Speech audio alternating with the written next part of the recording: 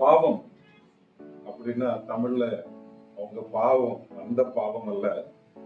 இன்று நாம் பார்க்க போகிற பாவம் ஏற்கனவே நாம் சிந்தித்த, நாம் நமக்கு நாமே நன்மை செய்ய இயலாதபடி நம்மை தடுக்கின்ற நமக்குள் இருக்கக்கூடிய சுபாவமான பாவம் எப்படிப்பட்டது, அது எங்கிருந்து நாம் பெற்றுக்கொண்டோம், இவைகளை குறித்து இந்த நாளிலே நாம் சிந்திக்க ஆயத்தமாகிறோம்.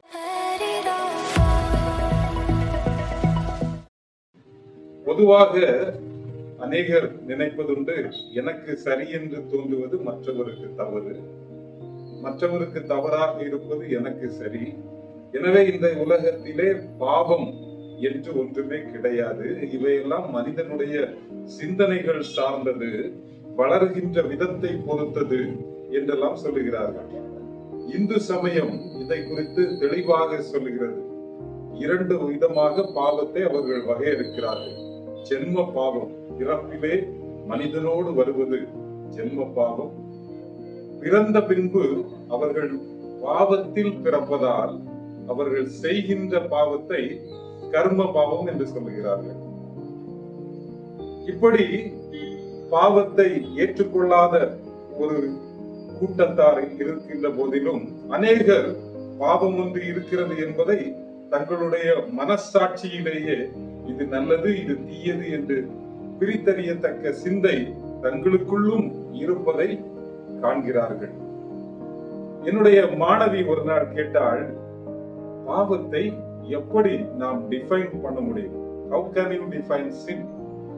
அந்த கேள்விக்கு நான் கண்டெடுத்த பதில், sin என்கிற வார்த்தையை நாம் மாற்றி அமைத்தோம் என்றால், SIN என்பதை NIS என்று போட்டு அதை எக்ஸ்பேண்ட் பண்ணோம்னா, நேச்சர் இன்ஹெரிட்டட் ஃப்ரம் சாட்டன், பிசாசிடம் இருந்து நாம் பெற்றுக்கொண்ட சுபாவம், அதுதான் பாவம்.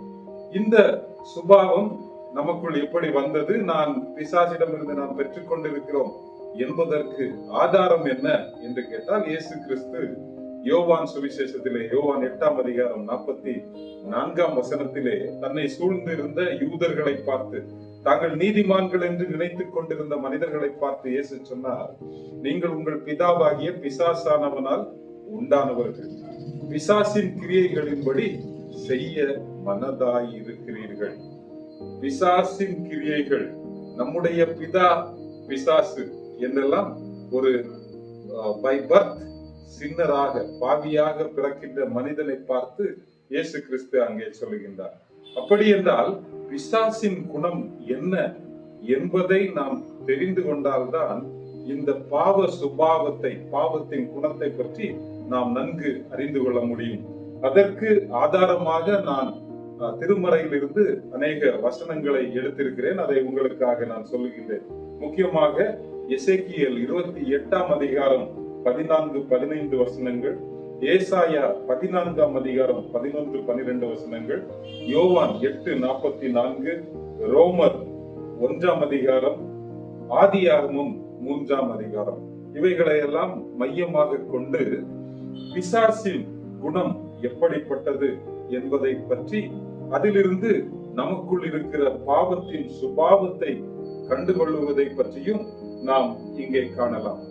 முக்கியமாக இதை பற்றி மிக ஆழமான தகவல்களை நீங்கள் அறிந்து கொள்ள விரும்பினால், நாங்கள் இந்த பாவத்தை சார்ந்து ஏற்கனவே வெளியிட்டிருக்கிற வீடியோவை பற்றிய குறிப்பு கீழே கொடுக்கப்பட்டிருக்கிறது. அதே போல வேறு நபர்கள் இதை குறித்து தெளிவாக சொல்லி இருக்கிற வீடியோவையும் நாங்கள் அந்த டிஸ்கிரிப்ஷனிலே போட்டிருக்கிறோம். அதை நீங்கள் பார்த்து பயன்பெறலாம்.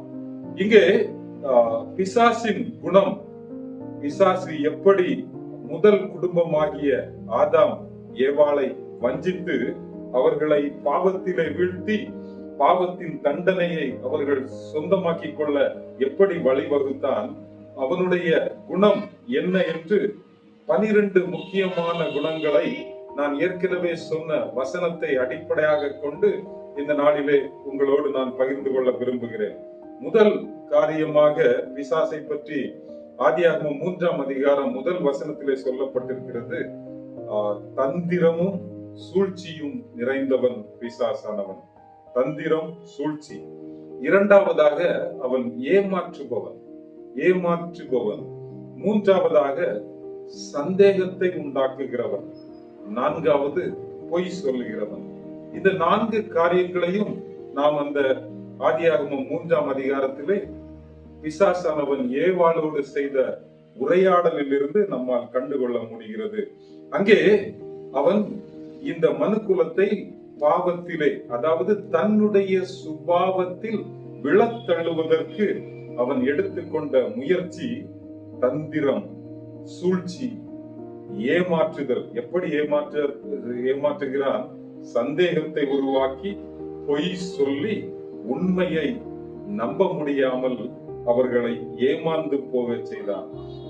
மனிதர்கள் அங்கே எப்படிப்பட்ட சூழ்நிலையில் அந்த தோட்டத்தில் இருந்தார்கள் என்றால், எந்த ஒரு தேவதூதர்களுக்கும் கிடைக்காத மிக பெரும் பாக்கியம். ஆண்டவரே சிறப்பாக உருவாக்கிய ஏதேன் தோட்டம், அதிலே அனைத்து விதமான ருசியுள்ள கனிகள், ஆண்டவரோடு உலாவுகின்ற மகிழ்ச்சியான அனுபவம், இதை எல்லாவற்றையும் மனிதன் இழப்பதற்கு பிசாசானவன் இங்கே தந்திரம் தீட்டுகின்றான்.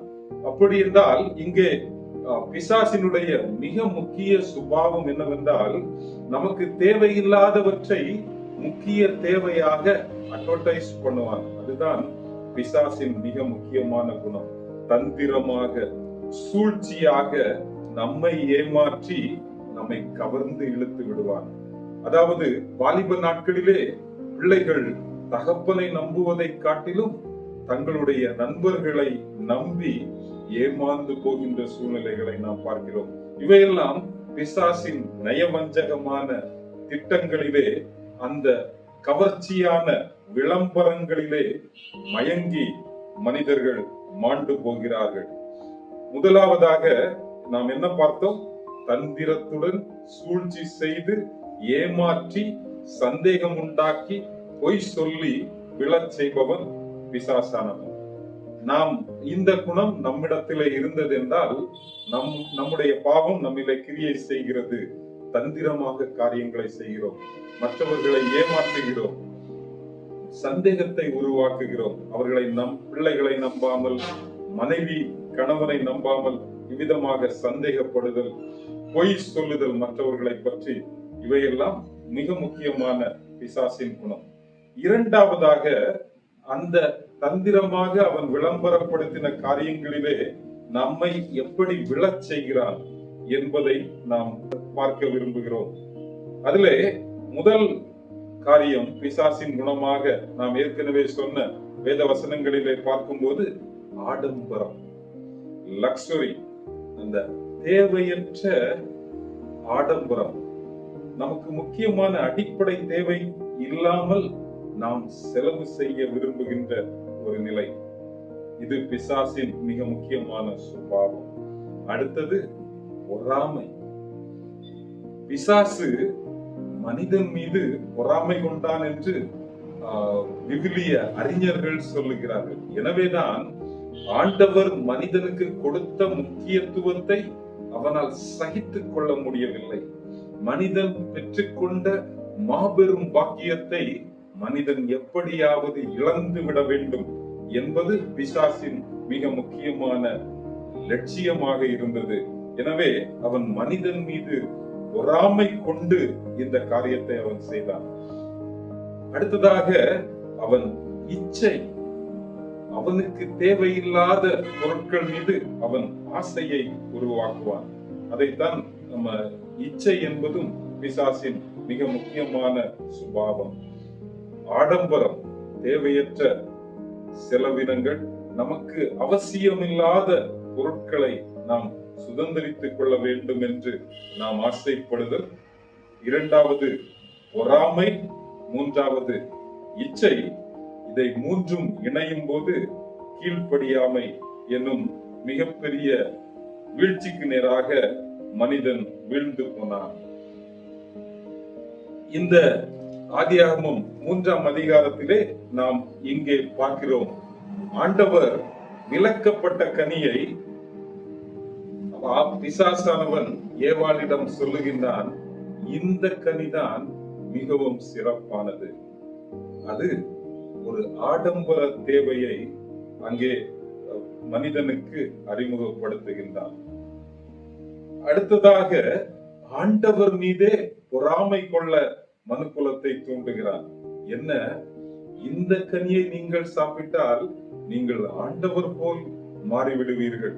அங்கே உருவாக்கப்பட்ட சந்தேகம், ஆண்டவர் எனக்கு ஏதோ தராமல் அவர் வைத்திருக்கிறார் என்கின்ற சிந்தை மனுக்குலத்தில் உருவானது.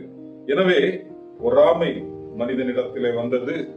அது இச்சைக்கு நேராக தனக்கு சொந்தம் இல்லாத, அவசியம் இல்லாத, தேவையில்லாத ஒரு பொருளை மனிதன் பார்க்க ஆரம்பிக்கின்றான். அதனாலே அந்த பார்வை, அந்த கவர்ச்சி ஆண்டவர் சொல்லி இருந்த ஒரே ஒரு கட்டளையை மீறுவதற்கு நேராக அவர்களை வழி நடத்தியது. அதுதான் கீழ்ப்படியாமை. விலக்கப்பட்ட கனியை புசிக்க கூடாது என்று சொல்லப்பட்ட கனியை மனிதர்கள் புசித்தார்கள். ஆதாம் ஏவாளும் புசித்ததை நாம் இங்கு பார்க்கிறோம்.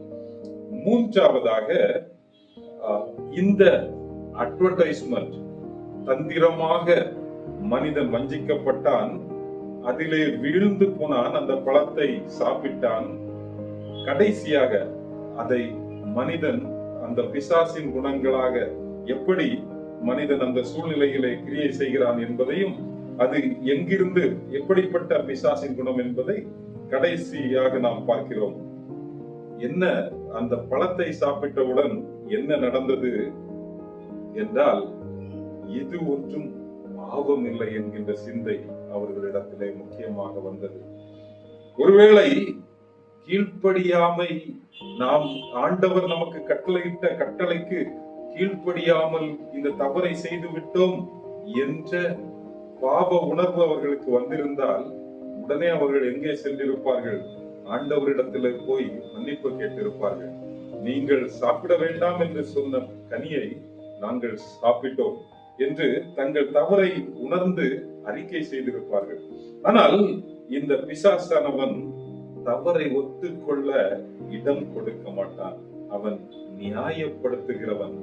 இது எல்லாம் பாவமே இல்லை. நம்மிடம் நண்பர்கள் வந்து சொல்லுவார்கள் அல்லவா, இதெல்லாம் ஒரு தப்பே இல்லை, பாஸ்டரே அப்படி செய்யறாங்க, அவங்க அப்படி செய்யறாங்க, இந்த ஊழியக்காரங்க இப்படி செய்யறாங்க, இது ஏன் நீ செய்யக்கூடாது, this is not a sin, இப்படி நமக்கு சொல்லி தருவார்கள்.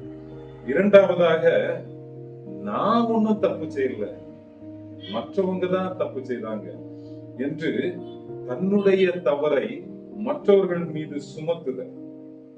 குற்றம் சாட்டுகிறவன்.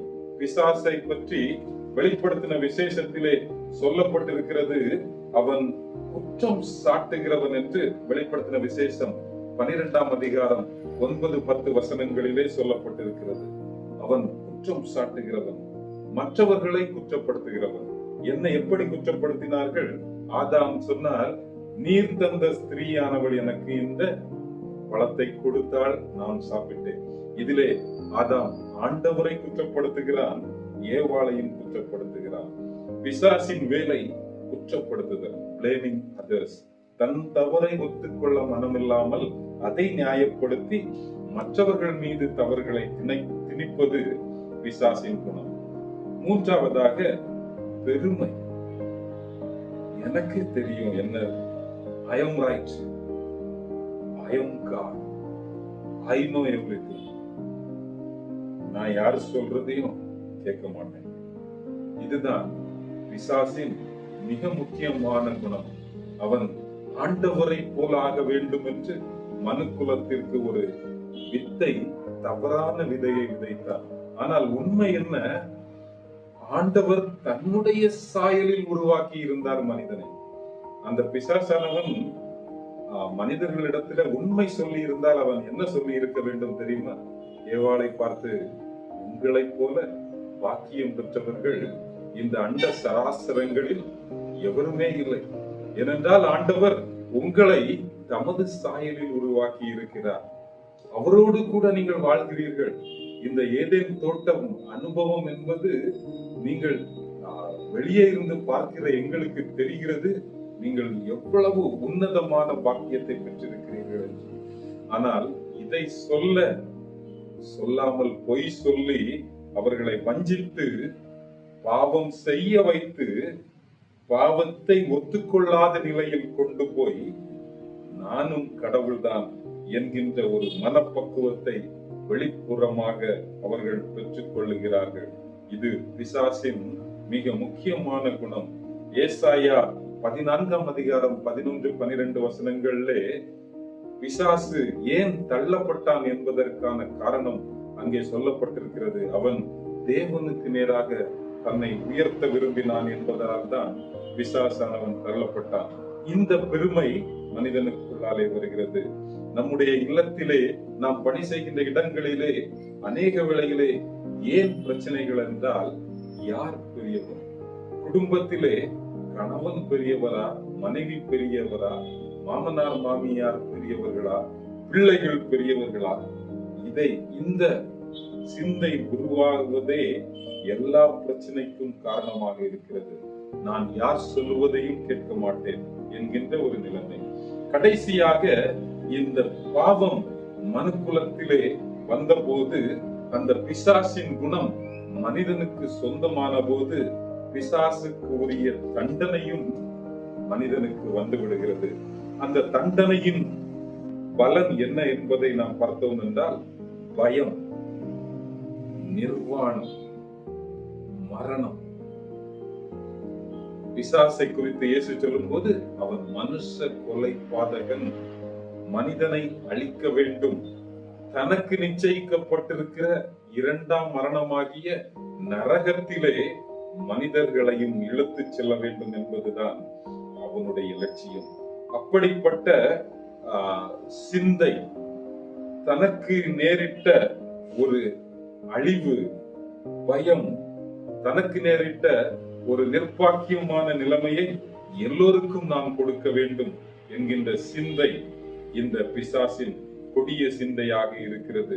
மற்ற மனிதர்களை, நான் சொல்வதை கேட்காதவர்களை அழித்து விட வேண்டும் என்கின்ற சிந்தை, அதுதான் கொலை பாதகம். அதே வேளையில் இந்த பாவம் செய்ததினால் வந்த விளைவாக இங்கே நாம் பார்க்கிறோம், ஆதாம் ஏவாள் ஒருவரை பார்த்து ஒருவர் பயந்தார்கள், ஒருவரை பார்த்து ஒருவர்கள் விலகினார்கள், அவர்கள் ஒளித்துக் கொண்டார்கள், தாங்கள் நிர்வாணமாக இருப்பதை உணர்ந்து கொண்டார்கள், தங்களுக்குள்ளே குறை வந்து விட்டதை, நிறைவானவர்களாக இருந்தவர்கள் தங்களுக்குள்ளே குறைவை உணர்ந்தார்கள். பாவத்தின் முக்கிய குணம் என்னவென்றால், எதையெல்லாமோ செய்ய நம்மை தூண்டுகிறது, ஆனால் நாம் எதிர்பார்க்கின்ற திருப்தியையோ சமாதானத்தையோ சந்தோஷத்தையோ நாம் பெற்றுக்கொள்ள முடியாதவர்களாக நாம் மாறிவிடுகிறோம். பலவிதமான சுவையான கவர்ச்சியான உணவுகளை விதவிதமான உணவகங்களிலே சென்று உண்கின்றோம், ஆனால் திருப்தி இல்லை. டூரிஸ்ட் ஸ்பாட்டுக்கு, வெளிநாடுகளுக்கு சென்று பலவிதமான புகைப்படங்களை எடுத்து சோசியல் மீடியாவிலே போட்டு மகிழ்ச்சி உறுகின்றோம். இல்லத்திற்கு திரும்பி வரும்போதோ வெறுமை, ஒரு நிர்வாணமான பயம் நிறைந்த உணர்வு. மனிதன், பாவம் நிறைந்த மனிதனால் செய்கின்ற எல்லா முயற்சிகளும் அவனுக்கு ஒரு பயத்தையும் மரணத்தையுமே தருமை அன்றி, ஒரு நிர்வாணமான வெறுமையான உணர்வை தருமை அன்றி மகிழ்ச்சியை அவனுக்கு நிச்சயமாக தர முடியாது. அந்த நிர்வாணத்தை போக்க ஆண்டவரிடம் இந்த மனுக்குலம் செல்வது மாத்திரம்தான் அதற்கு வழியாக இருக்கும். அதை குறித்து இந்த பாவத்தின் தண்டனை, potentiality of sin, penalty of sin, இவைகளை குறித்து நாம் தொடர்ந்து உள்ள காணொளிகளிலே நாம் சிந்திக்கலாம் என்று எண்ணுகின்றேன். இந்த நாளிலே மிக முக்கியமாக பிசாசின் குணம், சின் என்றாலே நேச்சர் இன்ஹெரிட்டட் ஃப்ரம் சாட்டன், அந்த பிசாசின் குணம், நேச்சர் ஆஃப் சாட்டன் என்ன என்பதை மூன்று பிரிவுகளாக, மொத்தமாக 12 தலைப்புகளிலே நாம் சிந்தித்தோம். ஒவ்வொன்றிலும் 4 தலைப்புகளாக மொத்தம் 12 நாம் சிந்தித்தோம். முதலாவதாக, அவன் ஏமாற்றி சூழ்ச்சி செய்து சந்தேகம் உருவாக்கி பொய் சொல்லி தந்திரமாக தேவையில்லாத ஒரு பாதையிலே, தவறான பாதையிலே ஜனங்களை வழி நடத்துகிறவன். இரண்டாவதாக, ஆடம்பர சிந்தை, பொறாமை, இச்சை இவைகளை உருவாக்கி ஆண்டவரின் கட்டளைகளுக்கு கீழ்ப்படிய இயலாத சூழ்நிலைக்கு மனிதனை தள்ளி விடுகிறார். இதனாலே மனிதர்கள் பாவம் செய்து விடுகிறார்கள். மூன்றாவதாக, செய்த பாவத்தை பாவம் என்று ஒத்துக்கொள்ள விடாமல் நியாயப்படுத்தவும், மற்றவர்களை குற்றப்படுத்தவும், தன்னை குறித்து பெருமை அடையவும் செய்து பாவத்தின் தண்டனை மனுக்குலத்தின் மீது வரும்போது அந்த தண்டனையிலிருந்து தப்பித்துக் கொள்ளவும் ஆண்டவரை நோக்கி ஓடாமல் அந்த பயத்தினாலும் நிர்வாணத்தினாலும் மற்றவர்களை தண்டிக்க துடிக்கின்ற ஒரு மனநிலையிலே மனிதன் தள்ளப்படுகின்றான். இப்படிப்பட்ட பாவ சுபாவம் நம்மிலே இருக்கிறதா? அது நம்மை ஆளுகை செய்கிறதா? நம்மை எப்படி மரணத்திற்கு நேராக வழி நடத்துகின்றதோ என்பதை குறித்து ஜாக்கிரதையாக நாம் உணர்ந்து திருமறையை தேடி பார்த்து ஆண்டவருக்கு கொடுக்க வேண்டிய மகிமையை செலுத்தி அவர் பாதத்தில் விழுந்து நாம் விடுதலை பெறுவோமாக. ஆண்டவர் தாமே உங்களை ஆசீர்வதிப்பாராக.